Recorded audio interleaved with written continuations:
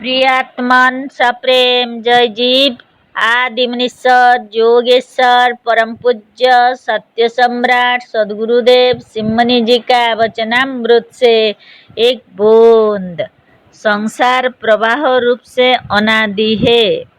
ईश्वर को मानने वाले मजहबी लोग कहते हैं कि संसार में प्रवाह और परिणाम देखा जाता है, इसीलिए अनादि नहीं हो सकता। यह तो कोई बात नहीं है।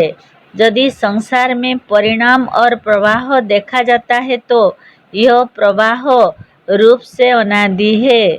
जैसे नदी का पानी बराबर आ जा रहा है और प्रवाहित है, पर उसका एक रूप है।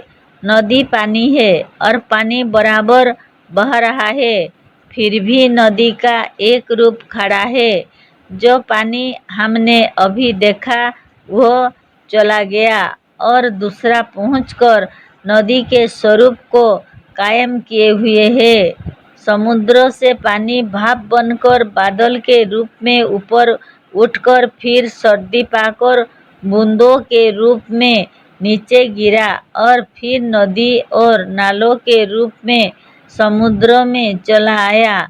समुद्र के पानी का इस तौर पर परिणाम हुआ, रूपांतर हुआ और स्थानांतर हुआ। सब कुछ होने पर भी समुद्र का रूप जैसे का तैसा अनादिकाल से खड़ा है और खड़ा रहेगा। समुद्र भी अनादि है और प्रवाह रूप से अनादि है। नदी के प्रवाह से कटकर हजारों मन मिट्टी प्रत्येक मिनट में समुद्र के गर्भ में समा रही है और किसी तरफ समुद्र उसे निकाल रहा है। एक और हर क्षण में पृथ्वी कटकर समुद्र के गर्भ में समा रहा है, तो दूसरी ओर समुद्र के गर्भ से पृथ्वी निकल रही है। इस तरह पृथ्वी की सृष्टि और प्रलय बराबर हो रही है। फिर पृथ्वी और समुद्र का अपना अपना रूप स्थिर है। अतः पृथ्वी और समुद्र दोनों प्रवाह रूप से अनादि है। हर क्षण में पृथ्वी के भाग में सूरज उदय होता तो दूसरे भाग से अस्त होता है।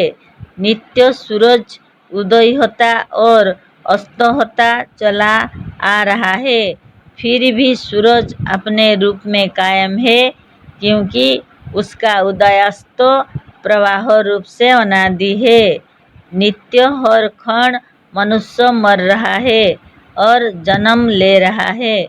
जन्म के पहले मरण और मरण के पहले जन्म था।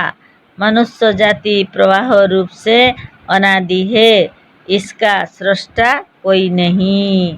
जय जीव।